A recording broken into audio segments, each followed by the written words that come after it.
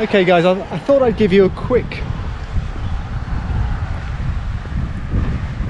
amble, quick walk along the Suva foreshore. It's not the complete foreshore, it's not a walk along the complete foreshore, but it's just, we're just in front of Government House, just over there. That used to be, I don't know if you can see it, but I've got a view of it from this angle, and it's the white building over there in the distance, over there. Don't know if you can quite see it, but that used to be the Governor General's residence. And before that, that was the Governor's residence. When Fiji was a colony, when Fiji was a British colony, the governors used to live over there at Government House, and it was where the governor ruled not just Fiji, but he was the commissioner of the Western Pacific. I hope I've got that right. I hope I've got the description right. I think I've more or less got it right, but he was the governor of Fiji and he was the governor of the Western Pacific. That was where that was where he ruled Fiji as a colony and all of the British possessions in the Western Pacific. So it's from that house over there. And something else I should mention is that the grounds used to be, I've mentioned this in a previous vlog, but the grounds used to be the site of the old Suva village. Look at that magnificent view, by the way. It's a lovely day. It's a Sunday in Fiji, and yeah, anyway, it's a glorious day. It's sunny. It was pouring rain yesterday. I was very frustrated yesterday. The place was just drenched in rain. Day before it was fine, and the day before that, on the Thursday, it was a flood of biblical proportions. Anyway, so we've got over there, we've got the okay, right now it's the president's, it's the president's house, but I don't think he lives in it. He lives in another house called Boren House. I don't know why. I don't know why that's the case, but the president, maybe he's moved back, but for a while the president, or maybe it's still the case now, but the president moved to another historic house called Boren House. But anyway, the grounds there and over there, Thurston Gardens, where the Fiji Museum is located, was the site of the old Suva village, after which Suva, the capital, is named. So there's a little slice of history for you. So there is, I'm sure there's some very interesting remains in those grounds.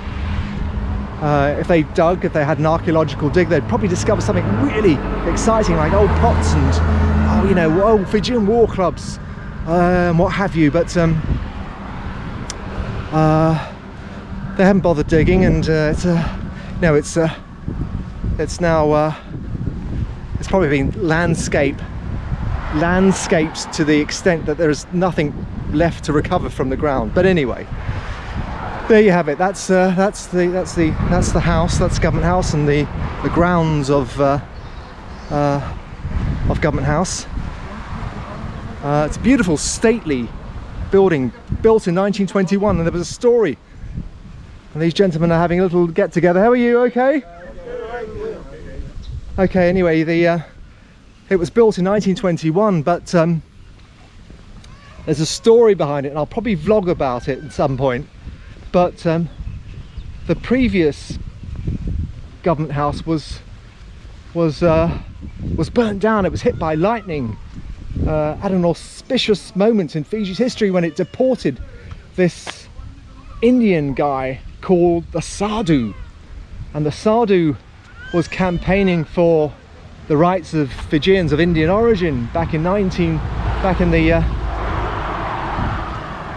early 1900s. He was here until he was deported in 1921, and it is said, and this is not a rumor, the day after, before I get to that, let me just say that he was said to perform, while he was here, he was said to have performed miracles of one sort or another. He walked around in saffron robes and carried a pink umbrella in the west of Fiji, in towns like Bala, Toka and Tavua. And he was arrested between Bar and Tavua, and he's become such an enigmatic figure that there is a whole chapter dedicated to him in a book by this historian who wrote all about wrote about Fiji Indians. So he wrote a book about Fiji Indians, and the historian, called Kenneth Gillian, by the way, has a whole chapter dedicated to the Sada, who describes as one of the most fascinating figures in modern Fijian history. Anyway, so he was deported, and the day after he was deported, given all the tales that were told before he was deported about his miracles and the deeds he was able to perform, the day after he's deported, the old government house burnt down, and this new one, which has stood since 1921, is its successor. So there you have a little slice of Fiji. Hello fellas, how are you? You're both wearing the same, similar tops, aren't you? Yeah, similar short sleeve shirts. Okay. Okay, why is that? Why have you both got the same? It's Palm Sunday. It's because it's okay. That's right, I forgot to mention it's Palm Sunday today. So you've gone to church, you've come back from church, and you're wearing that top because it's Palm Sunday. Oh, okay. Okay, and that's your brother there? Is that your brother? What's his name? Biz. Bill? Biz. Biz. Okay, so there's a couple of young lads there for you. That sounds good. It's Palm Sunday, I forgot to mention it's Palm Sunday. And look at that foreshore, there's a boat there. And those are the mountains in the background, which had gripped visitors to Fiji, writers, you know, some said more than, but one in particular, Rupert Brooke, the poet, was gripped by those mountains. And I've got to be careful where I'm walking here. It's low tide, and I'm walking on this thing here, so I better make sure I don't fall over. Yeah, so anyway, yes, so Rupert Brooke saw those mountains. He saw them as dark and brooding, and he wrote about them in his diaries. I read his diaries, by the way, that's why I know about what he wrote about them. But he came to Fiji before the First World War. Of course, if you know your history, you know that Rupert Brooke, the poet, one of the greatest poets of the generation before the First World War, came to Fiji on a cruise. He was called a beautiful boy because his poetry was so good, but also because, you know, he was a good-looking lad, a bit like me, really. Anyway, Rupert Brooke came here, saw those mountains, and wrote about them in his diaries. He made a fantastic set of observations about about those mountains, and they are really stunning to look at when you come in on a boat. I've done that. I did that many years ago. I came on a boat to Suva, and I saw those mountains. They were really stunning. Anyway, just over here we've got the Ministry of Itoke Affairs. This is the ministry responsible for indigenous issues. So you've got that building there, and just a little bit further on you've got another one of those buildings. But I've actually been, it's an old colonial building. Sorry fellas, I'll just get past you here. No, that's all right, don't worry, I'll just a little bit. That's okay. So anyway, so that's the Ministry for Itoke Affairs. That building, that stunning building over there is an old colonial building. That's okay, don't worry, thank you, that's fine.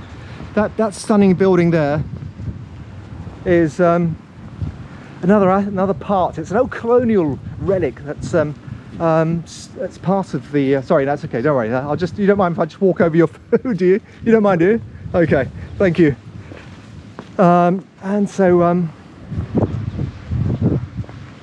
So you've got that's the old colonial building there. I think I'll bring this short vlog to an end here, but that's an old colonial building that's now part of the Ministry of Itoke Affairs. As I said, it's the Ministry of Itoke Affairs governs Fiji's indigenous matters. And just behind that, and I've stepped off the that raised concrete bit that I was walking along, because I'll bring this vlog to an end. It's a very short vlog, and I thought I'd just give you a little slice of Fiji's history. And just behind that building over there is, I don't know if we can see it actually, is the old Great Council of Chiefs building, which was burnt down here. You can see it, there it is, just over there. That's the building that was burnt in a fire a couple of years ago. And that was the Great Council of Chiefs building. Of course, the Great Council of Chiefs was set up during colonial times by Governor Arthur Gordon. He set it up. He set up the Great Council of Chiefs, and they have met ever since then, until a couple of years ago when the institution of the Great Council of Chiefs was abolished by this current government. So, but anyway, they were meeting over there, and I wanted to give you a quick glimpse before I tie up this vlog. This is the ministry that I was telling you about. Misa Bula Vinaka, Ministry of Itoke Affairs, Tamba Dhaka Dhaka Itoke. There you have it. And I want to give you, let's tie things up for this vlog and bring it to an end. So let's see if we can have a quick glimpse of Government House. See if we can get a quick glimpse of it from here. I don't know how much you can see. I mean, I can see it quite clearly, but there you go. That's it there. That is over there in the middle distance is Government House, the famous Government House, where, as I said earlier, it's just come back to me. He was the governor of Fiji during British colonial times, was the commissioner for the Western Pacific. Just came back to me. He was the commissioner for the Western Pacific. All of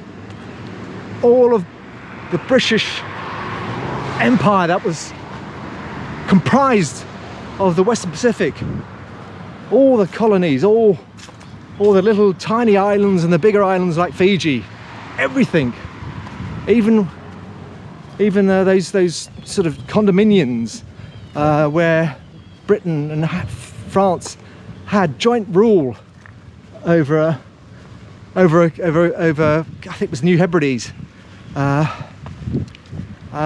Yes, all that was governed from Government House. Hello, Bosso, how are you? Well, all that was governed from Government House.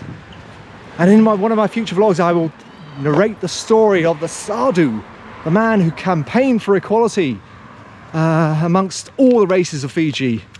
And he was particularly concerned about the hardships faced by Fijians of Indian origin out in the cane fields, where there was just so much hardship and suffering. So he was particularly indignant at the way Indo-Fijians were being treated out there, and that's going to be one of my future vlogs. But so until the next time, take care and stay safe.